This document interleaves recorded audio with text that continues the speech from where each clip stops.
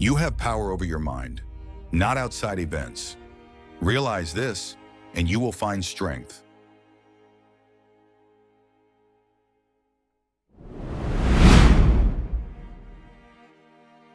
Begin the morning by saying to thyself, I shall meet with the busybody, the ungrateful, arrogant, deceitful, envious, unsocial. All these things happen to them by reason of their ignorance of what is good and evil.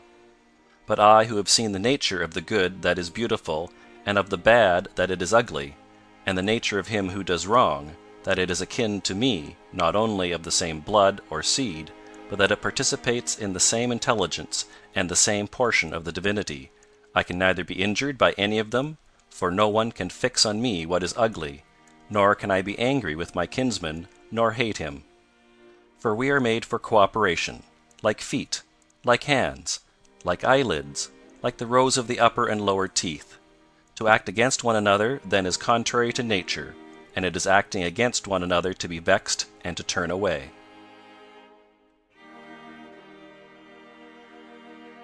Whatever this is that I am, it is a little flesh and breath, and the ruling part. Throw away thy books, no longer distract thyself. It is not allowed. But as if thou wast now dying, despise the flesh. It is blood and bones and a network, a conjecture of nerves, veins, and arteries. See the breath also, what kind of a thing it is. Air, and not always the same, but every moment sent out and again sucked in. The third then is the ruling part. Consider thus, thou art an old man. No longer let this be a slave, no longer be pulled by the strings like a puppet to unsocial movements, no longer be either dissatisfied with thy present lot or shrink from the future.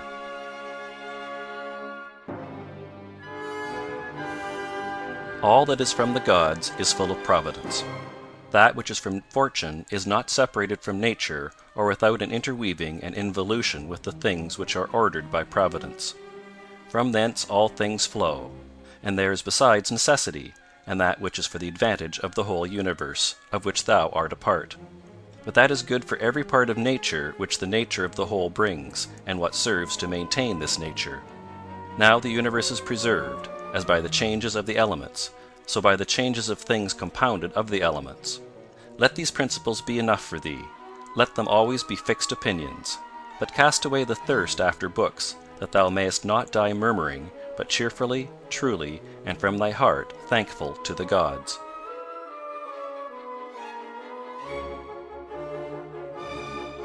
Remember how long thou hast been putting off these things, and how often thou hast received an opportunity from the gods, and yet dost not use it. Thou must now at last perceive of what universe thou art a part, and of what administrator of the universe thy existence is in a flux, and that a limit of time is fixed for thee, which if thou dost not use for clearing away the clouds from thy mind, it will go, and thou wilt go, and it will never return.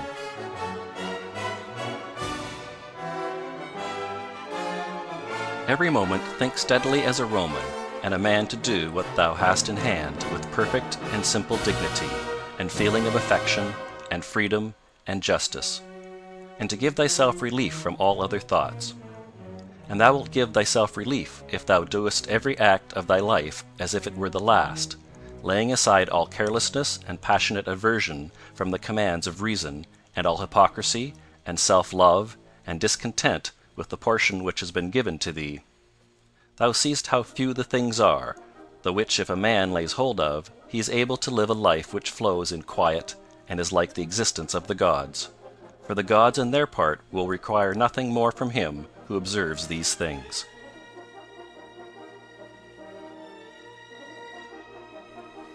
Do wrong to thyself, my soul, but thou wilt no longer have the opportunity of honoring thyself.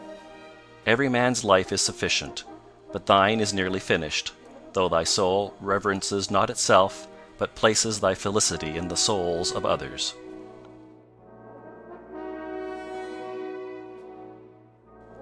Do the things external which fall upon thee distract thee? Give thyself time to learn something new and good, and cease to be whirled about. But then thou must also avoid being carried about the other way, for those too are triflers who have wearied themselves in life by their activity, and yet have no object to which to direct every movement, and in a word, all their thoughts. Through not observing what is in the mind of another man has seldom been seen to be unhappy. But those who do not observe the movements of their own minds must of necessity be unhappy.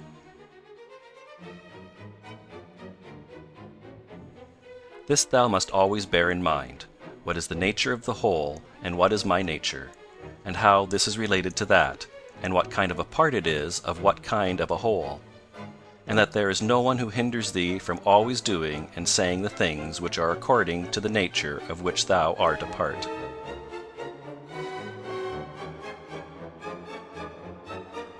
Theophrastus, in his comparison of bad acts, such a comparison as one would make in accordance with the common notions of mankind, says, like a true philosopher, that the offences which are committed through desire are more blamable than those which are committed through anger. For he who is excited by anger seems to turn away from reason with a certain pain and unconscious contraction. But he who offends through desire, being overpowered by pleasure, seems to be in a manner more intemperate and more womanish in his offences. Rightly then, and in a way worthy of philosophy, he said that the offence which is committed with pleasure is more blamable than that which is committed with pain. And on the whole the one is more like a person who has been first wronged, and through pain is compelled to be angry. But the other is moved by his own impulse to do wrong, being carried toward doing something by desire.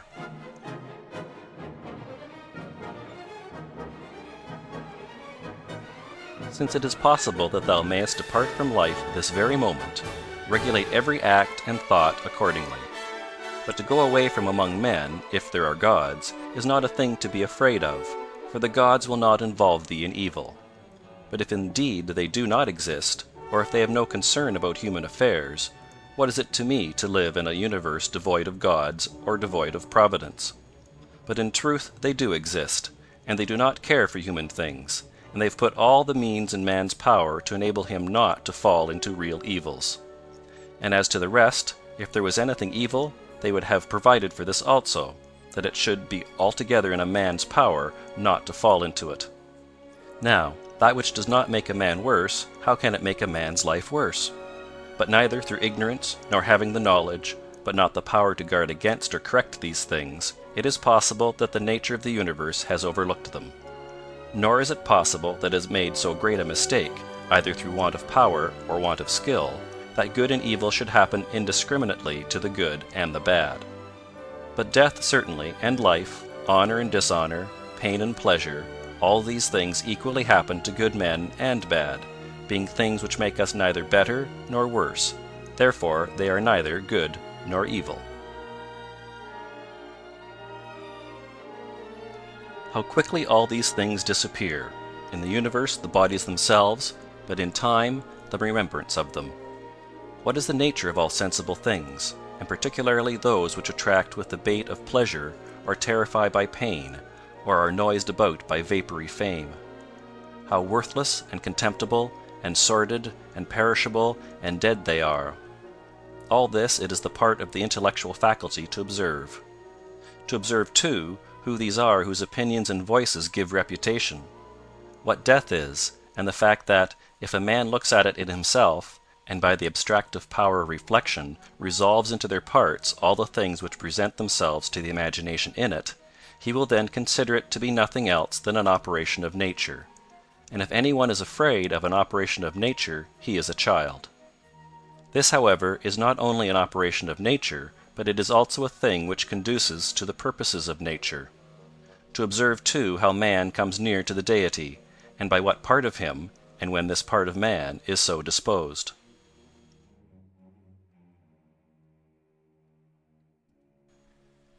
Nothing is more wretched than a man who traverses everything in a round, and pries into things beneath the earth, as the poet says, and seeks by conjecture what is in the minds of his neighbors, without perceiving that it is sufficient to attend to the demon within him, and to reverence it sincerely.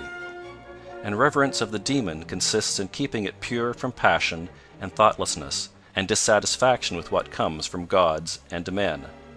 For the things from gods merit veneration for their excellence, and the things from men should be dear to us by reason of kinship, and sometimes even, in a manner, They move our pity by reason of men's ignorance of good and bad, this defect being not less than that which deprives us of the power of distinguishing things that are white and black.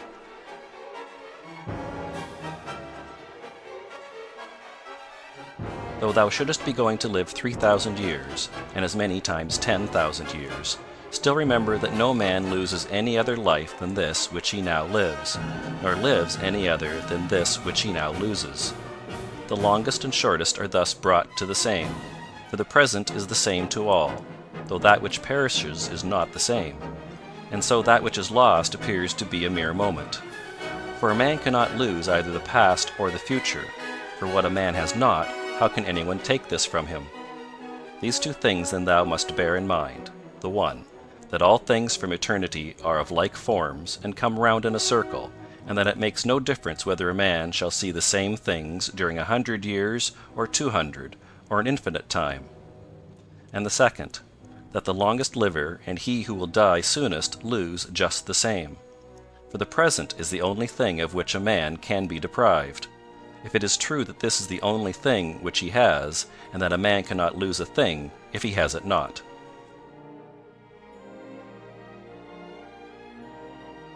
Remember that all is opinion, for what was said by the cynic Monimus is manifest, and manifest too is the use of what was said, if a man receives what may be got out of it as far as it is true.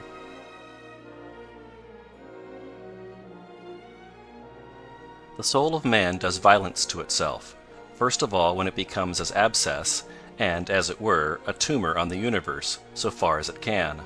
For to be vexed at anything which happens is a separation of ourselves from nature, in some part of which the natures of all other things are contained. In the next place, the soul does violence to itself when it turns away from any man, or even moves towards him with the intention of injuring, such as are the souls of those who are angry. In the third place, the soul does violence to itself when it is overpowered by pleasure or by pain. Fourthly, when it plays a part, and does or says anything insincerely and untruly. Fifthly, when it allows any act of its own and any movement to be without an aim, and does anything thoughtlessly and without considering what it is, being right that even the smallest things be done with reference to an end. And the end of rational animals is to follow the reason and the law of the most ancient city and polity.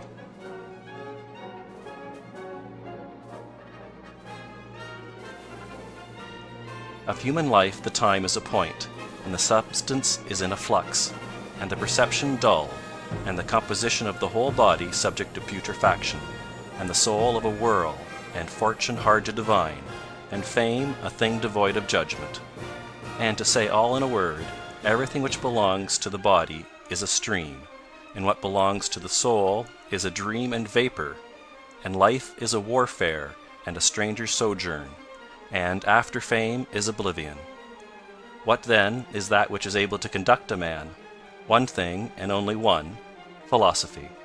But this consists in keeping the demon within a man free from violence and unharmed, superior to pains and pleasures, doing nothing without a purpose, nor yet falsely and with hypocrisy, not feeling the need of another man's doing or not doing anything, and besides accepting all that happens and all that is allotted, as coming from thence, wherever it is, from whence he himself came, and finally waiting for death with a cheerful mind, as being nothing else than a dissolution of the elements of which every living being is compounded.